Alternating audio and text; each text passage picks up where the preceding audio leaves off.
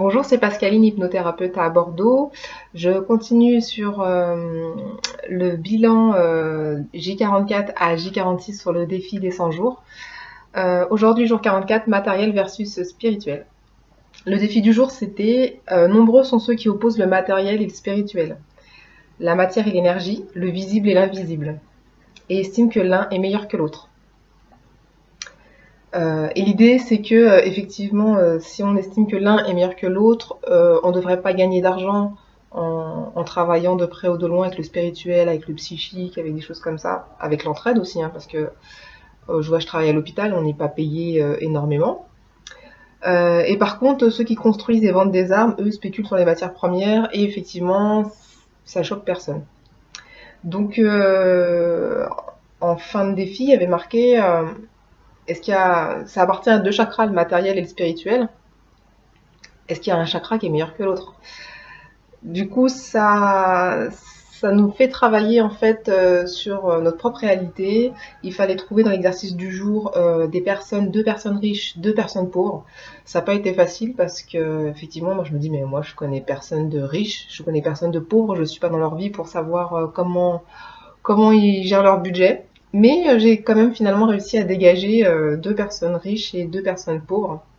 Et ensuite, deuxième exercice, au-delà des apparences, pouvez-vous voir ressentir qui elles sont vraiment? Et là, c'est assez hallucinant parce que pour les personnes riches, clairement, j'ai trouvé des gens creux. Et dans les personnes pauvres, j'ai trouvé des gens qui sont dans l'entraide, le dévouement.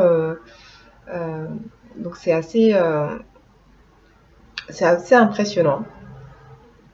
Ensuite, troisième exercice, connaissez-vous une personne dans vos amis qui serait un exemple inspirant de réconciliation? Bah, bien sûr, Lilou Massé.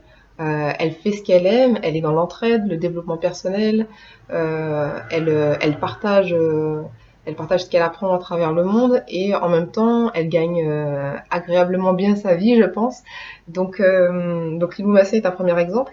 Il y a aussi un chirurgien que je connais au CHU de Bordeaux qui s'appelle Vincent Pointillard, qui est chirurgien et qui travaille avec l'idée, avec vraiment une idée humaniste. Il est psychosomaticien aussi et donc il a une vision de l'humain qui est assez intéressante. Et pourtant, je pense qu'il gagne bien sa vie en tant que chirurgien, donc c'est un deuxième exemple pour moi. Voilà. Et du coup, ce que ça m'a fait émerger en ce jour 44, c'est que je devrais faire la même chose en fait.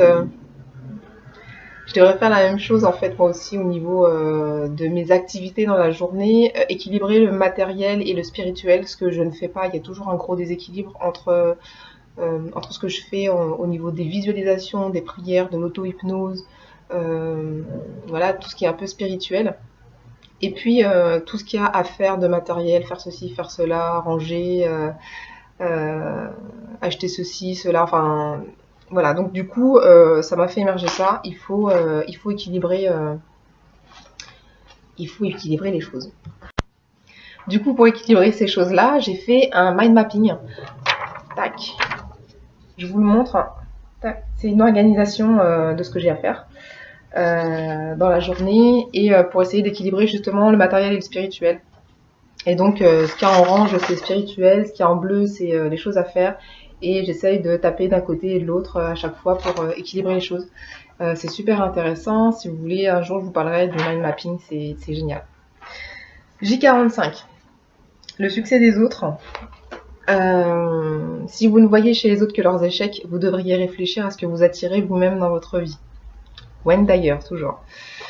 Donc là, le défi du jour que je n'ai pas fait, que je vais reporter sur un autre jour, il faut penser à des personnes qui ont fait des choses, mené des projets que j'ai appréciés, et puis il faut que je leur apporte mon point de vue positif, ma gratitude, parce que ça fait toujours du bien d'envoyer de la gratitude aux gens, et par effet retour, ça nous envoie des ondes positives également. Donc j'ai pensé à Hélène Rouchet, qui est une superviseuse si ça se dit, à l'IFHE, et elle sait ce que j'ai à lui dire par rapport à une de mes dernières certifications.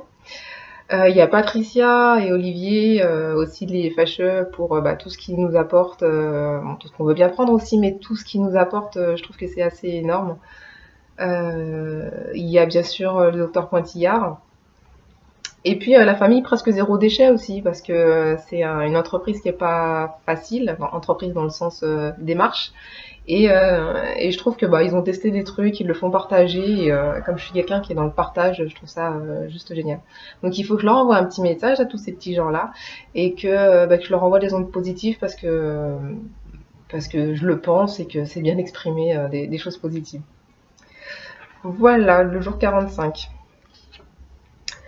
Mes succès, j'ai fait de l'auto-hypnose pour moi, pour mes allergies, et c'est assez impressionnant parce que du coup en auto-hypnose on peut contacter son inconscient et puis voir avec lui ce qui bloque, ce qui va pas, et du coup il s'est avéré que c'était un deuil à faire, un deuil d'un animal quand j'étais petite, et ce deuil est extrêmement difficile à faire, donc ça c'est quelque chose que j'ai dû faire. Non, j'ai pas dû je sais pas si je l'ai fait hier, parce que hier j'étais malade. Mais voilà, donc du coup il a fallu que je fasse le deuil d'un animal que j'ai pas réussi à faire, donc j'ai pas fini de creuser en fait le truc. Mais en tout cas, ça avance. Jour 46, donc c'est aujourd'hui. L'insécurité intérieure.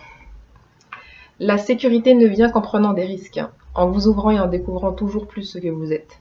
Lorsque vous innovez, vous vous sentez plus fort et plus courageux dans les autres domaines de votre vie. Sanaya Roman, choisir la joie, pardon. Je sais pas pourquoi la vie.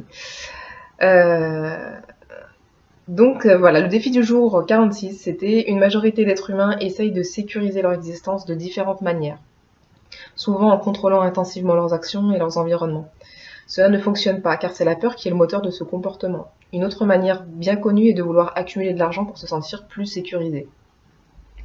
Donc là, le défi du jour, c'est de prendre conscience de son sentiment d'insécurité et comprendre que l'insécurité, elle est à l'intérieur de toute façon et que c'est pas la quantité d'argent qu'on va recevoir ou qu'on a sur son compte en banque qui va changer quelque chose.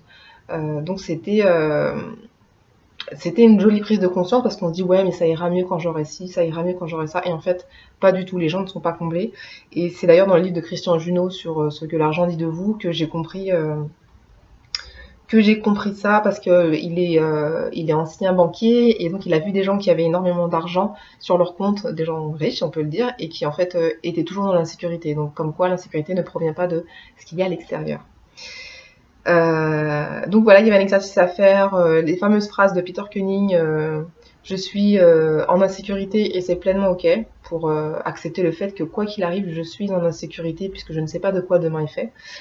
Et la deuxième phrase, je suis en sécurité avec et sans argent, avec et sans mon travail d'employé, voilà.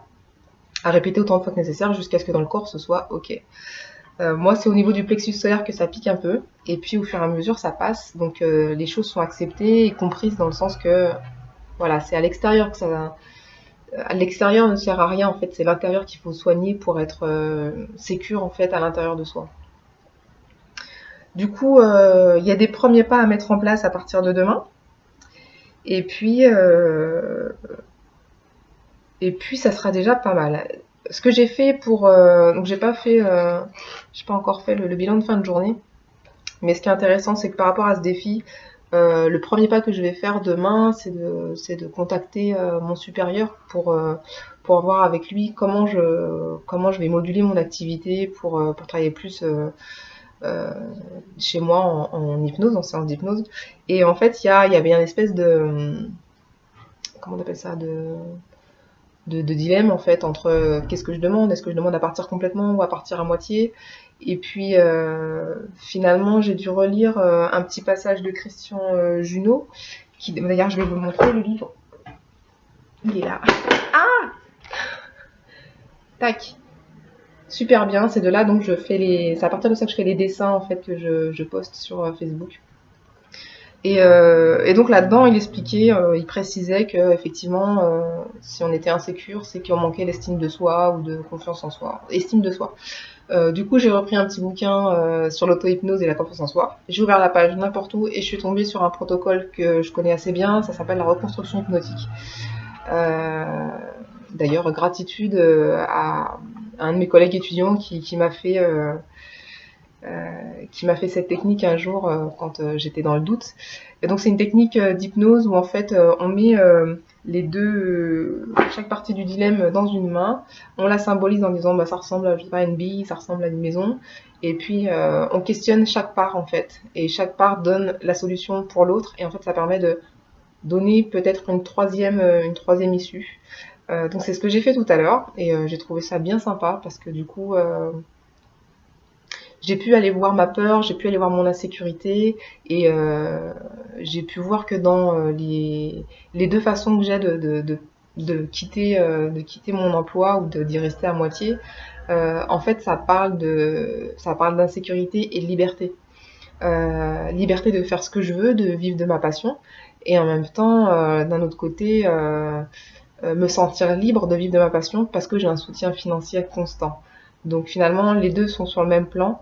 Je vous dirai dans quelques jours s'il y a quelque chose qui a émergé de ça, une troisième solution, quelque chose qui permettrait d'être libre de faire ce que j'ai envie et en même temps d'être soutenue, de me sentir soutenue et d'évoluer. Voilà.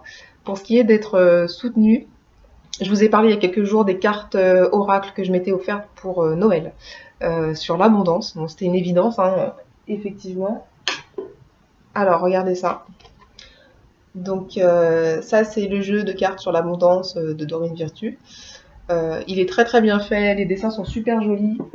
Et effectivement, j'ai reçu une carte il n'y a pas très longtemps qui disait que je serais soutenue. Donc voilà, rien à voir, je vous montre une carte pour que vous puissiez voir les dessins. Ils sont assez sympas. Bon, ça c'est pas possible pour moi, mais voilà, voilà. Donc c'est assez intéressant parce que pareil, quand on tire des cartes, c'est jamais par hasard. En tout cas pour moi, c'est jamais par hasard. Donc voilà, voilà. Bon bah je vous souhaite une très bonne journée et puis ou une soirée, je ne sais pas. Et je vous dis à très très bientôt pour la suite de ce défi des 100 jours. Bye bye.